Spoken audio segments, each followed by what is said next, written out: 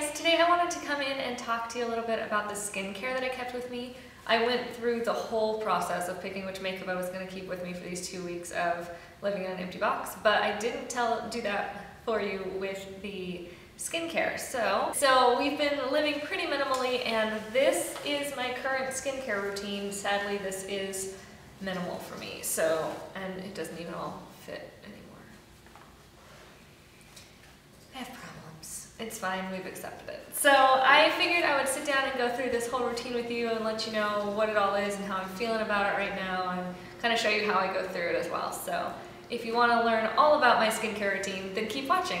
So I'm a big fan of the double cleanse method. I like to use a first cleanser to take off all of my makeup and then a second cleanser to actually cleanse my skin. And the first step that I'm using right now is the Banila Clean It Zero. This does have mineral oil in it, but if you have a problem with mineral oil, then the Clean It Zero Purity, I think it's like an extra word, I think maybe it's blue, that does not have mineral oil in it. This is what the actual tub looks like. It's really cute. It's just plastic. This is a little screw lid. When you open it up, it does have a clear cover on it, and it comes with a little spatula as well, so you can actually scoop out the right amount of product without having to get your fingers all gross, which is pretty nice. And I think I've been using this for maybe 2 months, and it's about half empty, maybe 2/3 empty. It's kind of hard to judge, but this was $20 and I got it on Amazon, so I think that's a pretty good value, honestly, because this is more of a balmy feeling. It's sort of stays where you put it, stays in your hand a little better, it's easier to control. But I feel like it gets everything off my skin, and I really have enjoyed using it so far. Then we have the second cleanse. Currently I am using the Algenist, the Purifying and Replenishing cleanser. I think this is a newer product, and I am using that with a Konjac sponge. This is one of the Sephora brand ones. They just recently started carrying these, and they come in a 2-pack for I think $15, which is not bad. I know you can get them a lot cheaper. I think EcoTools has one for a couple dollars, and I think Bosha's is $20, which is one of the best known ones. But this cleanser I'm just using because I got it from work, and it is perfectly acceptable. I don't feel like it has changed my life in any way, but it doesn't feel too drying. After the first cleanse with the makeup and the second cleanse for the skin is when I will put on any acids that I'm going to use. All that I have with me right now is this little sample baggie of pads.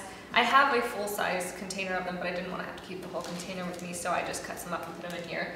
These are the First Aid Beauty Facial Radiance Pads, which are an AHA. I think they have both glycolic and lactic acids in them. They're not super crazy acid, like they're not the Ulla Henriksen Lemon Strip Flash Peel, which is 20% AHA. I'll usually use that once or twice a week in place of these. But on a day-to-day basis, these are really nice and very gentle. Usually I will let that sit for maybe 3 to 5 minutes while I brush my teeth or do whatever else I need to do, so that the acids have some time to work before I move on. The next step is going to be your serum. And right now I am using the Mizon Intensive Snail Repair Ampoule. Snail Repair Intensive Ampoule. I've really been liking this. I don't feel like it has drastically changed my skin, but I do feel like it's helping a little. It's, I think, 80% snail secretion filtrate, which in Asian beauty right now is like the big thing. It has been shown to help repair skin. People who are working in snail farms were noticing that cuts on their hands were getting healed a lot faster. So it's supposed to be really good for helping heal acne and acne scarring. I haven't noticed it being a miracle product for me, but I'm glad I'm trying it at least. The next thing that I will do is put on an eye cream before I even put on moisturizer on the rest of my skin, because my under eye area is extremely dry. I actually have 2 open right now, which is really stupid, but I got them both from work, and then I wanted to try the new one that I got, and then I had 2 open. But first I have the Fresh Black Tea Age Delay Eye Concentrate. It is fine. It's a little creamier. It is pretty moisturizing, but I don't feel like it's as nourishing as I want it to be. I like to use that in the morning before I put on makeup. At night, for a super moisturizing eye cream, what I use is the Algenist Complete Eye Renewal Balm. I think this is a lot of people's favorite at my work, among my coworkers at least. It's actually a little more gel creamy, and it's really moisturizing. Then the moisturizer step, I know that I said this was supposed to be like my minimal skincare routine, but I have 2 eye creams and I have 3 moisturizers. What is wrong with me? Okay, in my defense, this one I just got a couple days ago in gratis from work because I'm leaving the store, obviously, because I'm moving. So they gave me all of my gratis the other day, and this was in there. It is the Camu moisturizer from the Peter Thomas Roth line. It's supposed to be really high in vitamin C. I have only used this once because I just got it a couple days ago, so I can't really speak to it yet, but I do have it with me, full disclosure. The 2 that I actually kept with me are both Mizon, which is an Asian beauty company, the Snail Recovery Gel Cream and the Ultra Suborn Cream.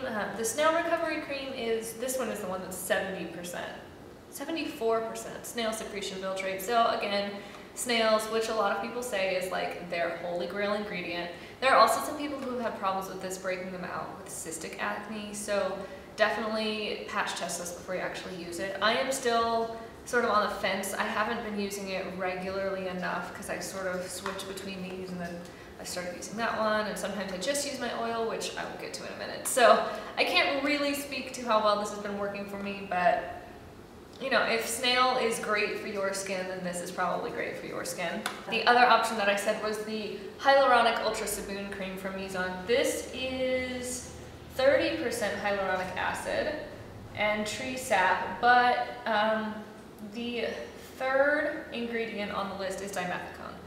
So for me, this is not something that I would want to use in the evening because I don't like leaving dimethicone on my skin for that long. So this is something I would use in the morning right before I put on makeup, maybe on a day when I don't want to have to go full face and wear a separate primer. I could just use this as a moisturizer / primer. And after I moisturize, I will usually put on a oil. This is the Josie Maran Argan oil. This is in the Model Citizen packaging from last spring, but it's just the regular oil. It just smells kind of funny. Looks like I'm about half empty on this. I will usually put on moisturizer and then put a few drops of this over it. Sometimes I will mix it in with my moisturizer. Sometimes this is all I use. So oil is sort of my go-to when it comes to keeping my skin hydrated, especially in the winter. And finally, I have a lip balm because when I'm wearing lipstick, if I don't take care of my lips, they're a mess. So this is the C.O. Bigelow, my favorite night balm, 8-hour overnight recovery. This is from Bath & Body Works. I think it's like maybe $8. It is so good and it smells like vanilla, and I actually think it's thicker than the Jack Black night balms or lip balms, whatever they even are. I have had better luck with this keeping my lips really moisturized and healthy than I have with the Jack Black version. So that's really my whole routine. It's a double cleanse and then a serum moisturizer plus an eye cream and a lip balm. I think that's really pretty fair, except that I have multiples of some of those. But if it were really just a cleanser, a second cleanser, a serum, I guess an acid, a serum, a moisturizer, that's 5 steps isn't too bad, right? Excuse you. Sorry. I love you. My husband's making faces at me. Oh my god. Anyway, I'm back. I don't even know where I was anymore. If you ever have any questions about how to build a skincare routine, I would suggest going to reddit.com and going to the skincare addiction subreddit. That's where I've learned pretty much everything that I've learned, plus some stuff from work, obviously, because I do get trained on skincare at work. But I've learned more about how things work and why you do certain things and what steps you always need to have from skincare addiction than I have from anywhere else ever, like in my life. So if you have any questions about skincare, I would definitely go there. Or, of course, you can type in the little ASCII box comment thingy down there, and I will try to tell you what I know, or at least try to find the right resources for you to find out in the future.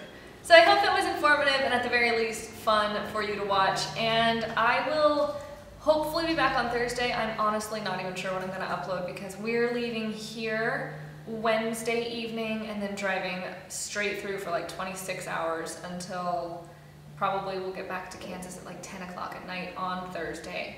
And then all day Friday we are signing our papers for our house and moving in, and Saturday we're going to still be moving in, obviously. So I will try to have something up on Thursday, but if I don't, I will for sure be back next Tuesday in 2015. Oh my god, I cannot believe it's 2015.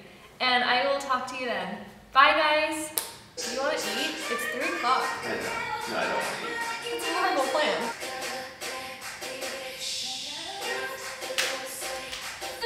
Did you subscribe to my new Instagram yet? No. Did you guys subscribe to my new Instagram?